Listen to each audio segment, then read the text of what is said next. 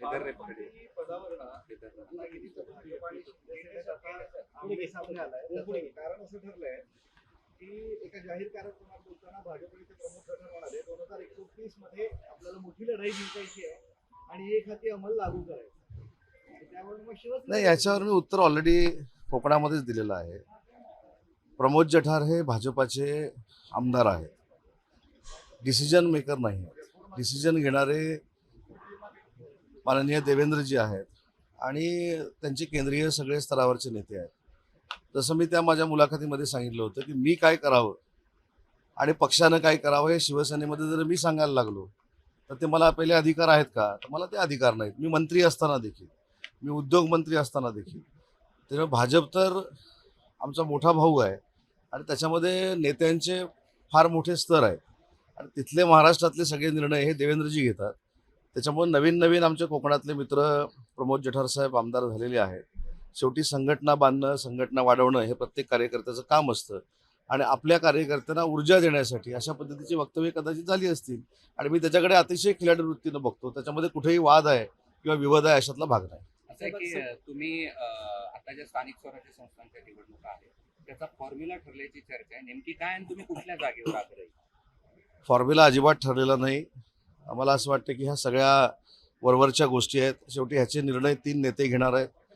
आमच्या वतीनं माननीय एकनाथ शिंदेसाहेब, BJPच्या वतीनं देवेंद्रजी आणि राष्ट्रवादी काँग्रेस पार्टीच्या वतीनं सुनेत्रा वहिनी. त्याच्यामुळे आम्ही आमचा प्रस्ताव जो काय आहे तो भारतीय जनता पार्टीकडे दिलेला आहे. समन्वय समितीच्या बैठकीमध्ये राष्ट्रवादी काँग्रेस पार्टीनं देखील दिलेला असेल. तिन्ही नेते चर्चा करून येत्या 2 दिवसामध्ये कोण किती जागा लढणार आहेत हे फायनल होईल. परंतु 17च्या 17 जागा महायुतीनं आम्ही लढू आणि 17च्या 17 जागा महायुती जिंकेल. एक सरन्यायाधीशांचं वक्तव्य मध्यंतरी चर्चेत आलं होतं. त्यानंतर एक कॉक्रोच जनता पक्षाची स्थापना झाली आणि 5 दिवसात 1 कोटीवर फॉलोअर्स सुद्धा मिळाले. अशा पद्धतीने त्यांच्या वक्तव्याचा निषेध युवा पिढी करताना दिसतो. मी आजच ते सगळं आपल्याच चॅनलच्या माध्यमातून बघितलं आणि मी हे देखील अतिशय गांभीर्यपूर्वक सांगतो की कोणी काय वक्तव्य केलं ह्याच्यापेक्षा युवा वर्गामध्ये अशा पद्धतीची एखादी भूमिका घ्यायचा जर वेळ आली किंवा असा निर्णय घेण्याची कधी संधी मिळाली तर युवा पिढी एकत्र येते. ह्याचं हे मला असं वाटतं की मूर्तिमंत उदाहरण आहे. त्याच्यामुळं तो पक्ष पुढे जाऊन काय करेल, काय करणार आहे हे काय मला काहीच माहिती नाही. परंतु युवा पिढीच्या कधीही मला असं वाटतं की आपण असं म्हणतो की युवा पिढी ही देशाचं हित ठरवते. देशाच्या जडणघडणीमध्ये युवा पिढीचा देखील वाटा मोलाचा असला पाहिजे आणि म्हणून युवा पिढी जर विधायकरित्या एकत्र येत असेल तर त्याच्यामध्ये काही गैर आहे असं मला वाटतं. दुसरं असं की देशाचे पंतप्रधान असतील, महाराष्ट्राचे मुख्यमंत्री असतील, सर्वांना आवाहन करतात डिझेल कमी वापरा, दौरे कमी करा. असं असताना आपले उपमुख्यमंत्री देखील दिल्लीला आता गेले त्यावेळी साध्या विमानाने त्यांनी प्रवास केला. मात्र तुम्ही पक्षाच्या बैठकीसाठी स्पेशल विमान घेऊन या ठिकाणी संभाजी. आधी साहेब थोडी परिस्थिती आपण विचारात घेतली पाहिजे की मी ज्या मतदारसंघातून निवडून येतो तो मुंबईपासून किती दूर आहे. काल रात्री मी त्या मतदारसंघामध्ये होतो, आज मी मुंबईला आलो आणि मुंबईवरनं दुसरा मला पर्यायच नाही म्हणून मी आलो. पण मी मुंबईमध्ये आपल्याला कदाचित माहिती असेल नसेल मला माहीत नाही, मी देशातला पहिला असा एकमेव मंत्री आहे की जो माझा कॉन्वॉय देखील EV व्हेकलचा आहे आणि तो मी MMR रिजनमध्ये वापरतो. आता देखील मी इथे EV व्हेकलमध्ये बसणार आहे. परंतु काही ज्या अत्यावश्यक बाबी असतात त्या टाळू शकत नाही म्हणून मी त्या विमानानं आलेलो आहे. त्याच्यामध्ये आता जाताना उद्या मी ह्यानंच जाणार ना, तुमच्या इथल्या रेग्युलर फ्लाईटनं जाणार आहे. पण आपण देखील माझी आपल्याला विनंती आहे की अशा पद्धतीचा एक प्रश्न निर्माण करत असताना समोरच्याची बाजू पण ऐकून घेणं गरजेचं आहे की तो बाबा कशासाठी आला आणि त्याला जर नियमच मोडायचे असते तर माझ्यासारखा कार्यकर्ता MMR रिजनमध्ये स्वतः EV गाडीमध्ये बसला नसता आणि कॉन्वॉय देखील EVचा ठेवला नसता. एकदम इमर्जन्सी पण नाहीये, नियोजित असं तुम्हाला वाटतं? असं तुम्हाला वाटतं? असं आहे की अजून इमर्जन्सी काय आहे हे आता सगळंच जर आपण ठरवायला लागलो तर मला असं वाटतं की ते योग्य नाही. असे मी तुम्हाला किती उदाहरणं देऊ? ज्यांना तुम्ही असे प्रश्न विचारलेले नाहीत, किती उदाहरणं देऊ? माझं म्हणणं असं आहे की त्याची रिक्वायरमेंट काय होती. आपण आता 350 किलोमीटरवर जर राहत असाल आणि मला ही पक्षाची मिटिंग करायची असेल तर मी काही चालत येऊ शकत नाही किंवा रेल्वेनं पोहोचू शकत नाही किंवा गाडीनं पोहोचू शकत नाही. त्याच्यामुळे माझा कॉन्शियस क्लिअर आहे. माझं मन क्लिअर आहे. तुम्ही मला कितीही प्रश्न विचारले आणि अडचणीत आणण्याचा प्रयत्न केला तरी मी माझ्या ध्येयाशी एकनिष्ठ आहे आणि मी तसं वागतो. तुम्ही आता एक मिनिट, तुम्ही आता बोलताना सांगितलं की तुमचा ताफा ईव्ही आहे, पण एक गाडी रत्नागिरीवरनं प्रवास करून आली आहे तुमच्या ताफ्यातली, तुम्हाला साहेब संरक्षण मला असं देणाऱ्या वाटतं पोलिसांनी. तुम्ही टार्गेट धरूनच जर प्रश्न विचारणार असाल टार्गेट नाहीये. आपण विधायक गोष्टीवर विचारू ना. खोटे प्रश्न असतील तर तुम्ही सांगा हे खोटे आहेत. नाही हो साहेब, गाडी तुमचं आली, सगळं नाही आली, तुमचं सगळंच खरं नाही असतं. आली आहे तर नाही आली म्हणून चौथा सांगा. स्तंभ हा आमचा आधारस्तंभ आहे. तुमच्यामुळेच आम्ही लोकांना दिसायला लागलेलो आहे. त्याच्यामुळे तुमच्याबद्दल 100% आदर आहे. परंतु एखादी गोष्ट राईचा पर्वत करण्यामध्ये काय अर्थ आहे असं मला वाटत नाही. माझं म्हणणं, मी अनेक वेळा छत्रपती संभाजीनगरला येतो, अनेक वेळा या ठिकाणी येतो.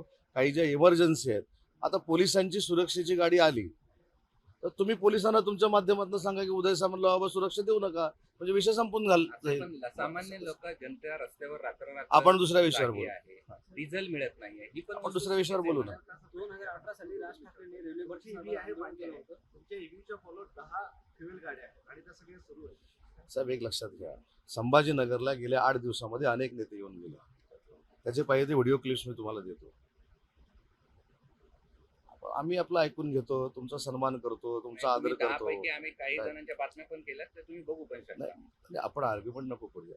माझं म्हणणं असं आहे, विधायक गोष्टीसाठी एखादी गोष्ट जर इमर्जन्सी म्हणून आम्ही केली असेल तर आपण देखील समजून घेतल्या पाहिजे. तसं अनेक गोष्टी आम्ही आपल्या समजून घेतो आणि असं आम्ही कुठेही म्हटलेलं नाही की तुमच्यामुळेच आम्ही महाराष्ट्राला दिसतो, तुमच्यामुळेच आम्ही सगळं राजकारण करतो. त्याच्यामुळे मी मगाशीच सांगितलं की रात्री 12 वाजेपर्यंत मी रत्नागिरीमध्ये होतो. आणि दुसरी महत्वाची गोष्ट, मी कशानं आलो रत्नागिरीतनं? साहेब आता हे ऐकून घ्या. रत्नागिरीतनं मी कशानं आलो तर विमानानं नाही आलो, लोकल प्रवास करत मी आलो, ट्रेनमधनं आलो. सर्वसामान्य जनता ज्या ट्रेननं येते त्या ट्रेननं मी आलो. दादरला मी उतरलो. त्याच्यानंतर तुमच्याकडे 6 नंतर किंवा 7 नंतर इकडे यायला विमानच नाही. त्याच्यामुळे मला हे करावं लागलं. ही गोष्ट देखील आपण समजून घेतली पाहिजे. राष्ट्रवादीचे काही लोक तुमच्या म्हणजे अजित पवारांच्या राष्ट्रवादीचे काही लोक तुमच्या पक्षाच्या संपर्कात आहे, अशा पद्धतीची एक चर्चा सुरू आहे. आज पालकमंत्र्यांनी पण त्याला एक सहमती दर्शवली. खरंच असं आहे? मला माहित नाही, छत्रपती संभाजीनगरच्या पालकमंत्र्यांच्या संपर्कामध्ये जर ते असतील तर ते काही मला माहिती नाही. परंतु मुद्दा असा आहे की अजितदादांची राष्ट्रवादी काँग्रेस पार्टी ही आमच्याबरोबर मित्रपक्ष म्हणून काम करते. त्याच्यामुळं मला असं वाटतं की त्यांचा पक्ष फोडणं आणि त्यांच्यातले कार्यकर्ते किंवा आमदार आमच्याकडे घेणं हे काही आमचं ध्येय नाही. 2008 साली राज ठाकरेंनी रेल्वे भरती संदर्भात आंदोलन केलं होतं. पुराव्याअभावी जे आहेत त्यांची निर्दोष मुक्ती दाखवा. काय 2008 साली राज ठाकरेंनी रेल्वे भरती संदर्भात आंदोलन केलं होतं. पुराव्याअभावी आज त्यांची निर्दोष मुक्ती दाखवा. शेवटी न्यायालयीन बाब आहे ना. जर पुरावे मिळाले नसतील तर त्यांची निर्दोष मुक्तता झालेली आहे. एक तो अभिजित जो आहे त्याने ती पार्टी स्थापन केली, तो मूळचा महाराष्ट्रातला संभाजीनगरचा आहे. तर तो असं म्हणतोय की या सगळ्या माध्यमातून राजकारण बदलेल आणि हे सगळं राजकारण बदलून टाकेल ही कॉक्रोच पार्टी. तसं मी असं म्हणतो की त्यांनी त्यांच्या भूमिका मांडायला सुरुवात केलेली आहे. आता त्यांची भूमिका त्यांनी मांडली, ते राजकारणात येणार असतील, त्यांचे आमदार निवडून येणार असतील, त्यांचे खासदार निवडून येणार असतील, त्यांचे झडपी मेंबर निवडून येणार असतील, त्यांचे पंचायत समितीचे सदस्य निवडून येणार असतील, तर तो एक लोकशाहीतला भाग आहे ना. त्यांनी कुठचीतरी एखादी पार्टी सुरू केली किंवा त्यांचं संघटन युवा पिढीचं होतंय म्हणून मी त्यांच्याबद्दल नकारात्मक बोलणं हे काही योग्य नाही. मी मगाशीच सांगितलं की युवा पिढी एकत्र जर येत असेल तर ही चांगली गोष्ट आहे. SIR हा विषय जरी आज असला तरी आगामी विधान परिषदा निवडणुकीच्या दृष्टीनं पक्ष मजबूतीकरणासाठी तुमचे आणि नाही, आज SIR चा तर नक्कीच प्रश्न आहे. त्याच्यानंतर विधान परिषदेच्या बाबतीमध्ये देखील चर्चा आम्ही करू. त्याच्यानंतर आमचे गटप्रमुखापासून जिल्हा प्रमुखापर्यंत सगळी पदं भरलेली आहेत का ते आम्ही बघू. पालकमंत्र्यांनी आमच्या शासकीय समित्यांवर महायुतीच्या सगळ्या पदाधिकाऱ्यांना सामावून घेतलंय का ही देखील याच्यामध्ये चर्चा होणार आहे. आणि अशीही आढावा बैठक आणि 2 दिवस मी छत्रपती संभाजीनगरला आहे. ते उद्यासाठी काही प्रश्न राखून ठेवा. भाजपाने संभाजीनगर आणि जालना जागेवर दावा केला. त्यांचं असं म्हणणं की आमचं संख्याबळ आता जास्त. दावा आम्ही पण केलेला अनेक ठिकाणी, तिथं आमचं संख्याबळ जास्त आहे. त्यामुळे मगाशीच मी याचा विषय क्लिअर केला की 3 नेते ठरवतील की ह्याच्यामध्ये नक्की विधान परिषदेच्या जागा शिवसेनेनं किती लढवाव्या, भारतीय जनता पार्टीने किती लढवाव्या आणि राष्ट्रवादी काँग्रेस पार्टीने किती लढवाव्या.